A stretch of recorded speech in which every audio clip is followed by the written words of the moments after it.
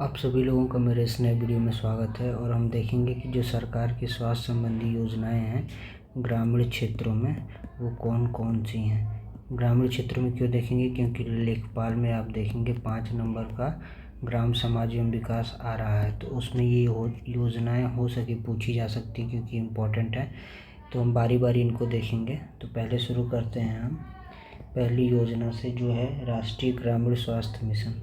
पहली योजना कौन सी है? राष्ट्रीय ग्रामीण स्वास्थ्य मिशन। राष्ट्रीय ग्रामीण स्वास्थ्य मिशन। आप मेरे साथ साथ बोलते जाइए, आपको यहीं पे याद हो जाएगा। इसमें इम्पॉर्टेंट ये है कि ये 2005 में आई थी, लॉन्च हुई थी। तो राष्ट्रीय ग्रामीण स्वास्थ्य मिशन कब लॉन्च हुआ था? तो 2005 में लॉन्च हुआ था। इसके अंतर्गत जो आशा कार्यकर्ता का नाम सुनते हैं आप कि ये आशा कार्यकर्ता हैं, उनकी नियुक्ति इसके अंतर्गत हुई थी। आशा कार्यकर्ता, ठीक। तो हमने देख लिया राष्ट्रीय ग्रामीण स्वास्थ्य मिशन 2005। उसके बाद हम लोग आते हैं मिशन इंद्रधनुष पे। मिशन इंद्रधनुष। राष्ट्रीय स्वास्थ्य मिशन कब आया? 2005 में। मिशन इंद्रधनुष कब आया? 25 दिसंबर 2014। मिशन इंद्रधनुष कब आया? 25 दिसंबर 2014। इसके अंतर्गत हम क्या क्या देखते हैं? डिप्थीरिया हो गया, काली खांसी, टेटनस, क्षय रोग। मेरे साथ साथ आप बस दोहराते रहिए, यहीं पे आपको याद हो जाएगा। अगर एक बार में नहीं याद हो गया तो आप मुझे बताइएगा। देखिए, राष्ट्रीय ग्रामीण स्वास्थ्य मिशन 2005, मिशन इंद्रधनुष 25 दिसंबर 2014। इसमें क्या क्या था? डिप्थीरिया, काली खांसी, टेटनस, क्षय रोग जैसी बीमारियों के लिए को कवर किया जाता था, ठीक। उसके बाद हम लोग आते हैं तीसरे नंबर पे, प्रधानमंत्री सुरक्षित मातृत्व। ये मातृत्व थोड़ा सा ही लिख देता हूँ। प्रधानमंत्री सुरक्षित मातृत्व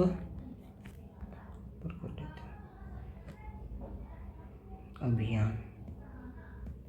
प्रधानमंत्री सुरक्षित मातृत्व अभियान, ये कब आया था? 2016 में। तो आप एक बार फिर से देख लीजिए यहाँ पे, राष्ट्रीय ग्रामीण स्वास्थ्य मिशन 2005, मिशन इंद्रधनुष 25 दिसंबर 2014 और प्रधानमंत्री सुरक्षित मातृत्व अभियान 2016। इसका उद्देश्य क्या है? इसकी उद्देश्य की अगर हम लोग बात करें तो इसका उद्देश्य क्या है? गर्भवती महिला, जहाँ से आपको ये देख रहे होंगे ये वर्ड मातृत्व, तो गर्भवती महिला जो होती हैं उनका सुरक्षित प्रसव कराने के लिए, गर्भवती महिला का जो प्रसव है सुरक्षित कराने के लिए, और जो मृत्यु दर होती है, शिशु मृत्यु दर, मातृ मृत्यु दर, उसको कम करने के उद्देश्य से ये स्कीम लाई गई है, ठीक। उसके बाद चौथी स्कीम हम देखेंगे कौन सी?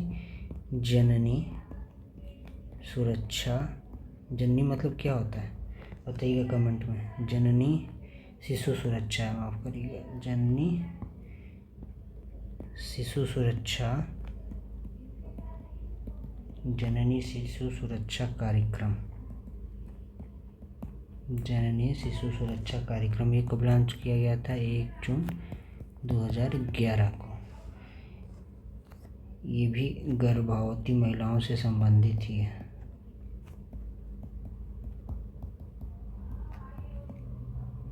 उसके बाद हम आ जाते हैं 5वीं स्कीम पे, प्रधानमंत्री स्वास्थ्य सुरक्षा योजना। प्रधानमंत्री स्वास्थ्य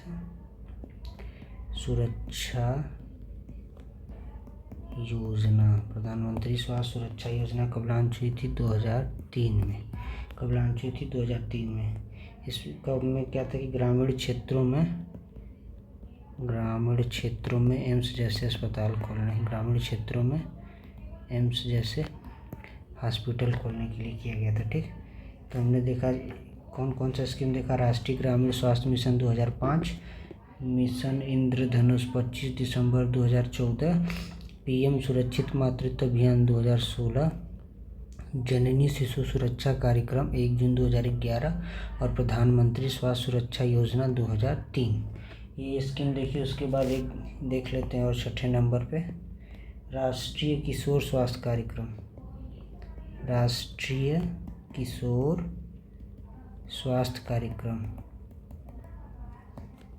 राष्ट्रीय किशोर स्वास्थ्य कार्यक्रम कब आया था? 2014 में। कब लॉन्च किया गया था? 2014 में। 6 नंबर देख लिया हमने, 7वां देख लेते हैं। राष्ट्रीय टीबी उन्मूलन कब है? राष्ट्रीय टीबी उन्मूलन कार्यक्रम कब स्टार्ट हुआ था? राष्ट्रीय टीबी उन्मूलन कार्यक्रम जो हमारा है 2025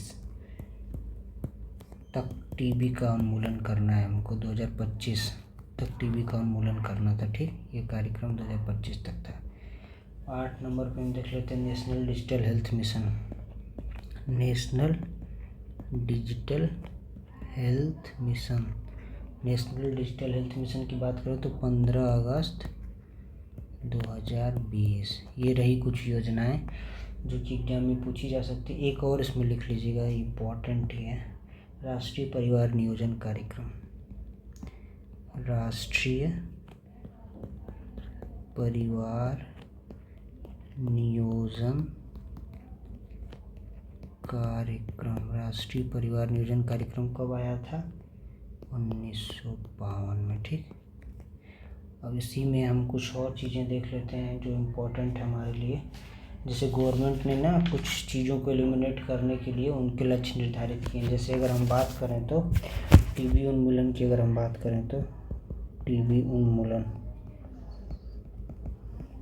की बात करें तो इसका लक्ष्य 2025 रखा गया है। टीबी उन्मूलन का लक्ष्य 2025 रखा गया है। टीबी मलेरिया उन्मूलन की अगर हम बात करें तो इसका लक्ष्य रखा गया है 2030। तो ये एग्जाम में आपसे पूछ सकता है। उसके बाद कालाजार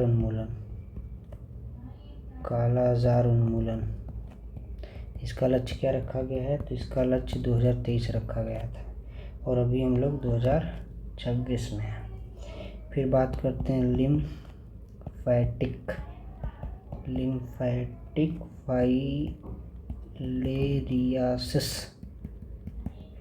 लिम्फेटिक फाइलेरियासिस उन्मूलन का लक्ष्य कब रखा गया है? 2027 में रखा गया है, ठीक।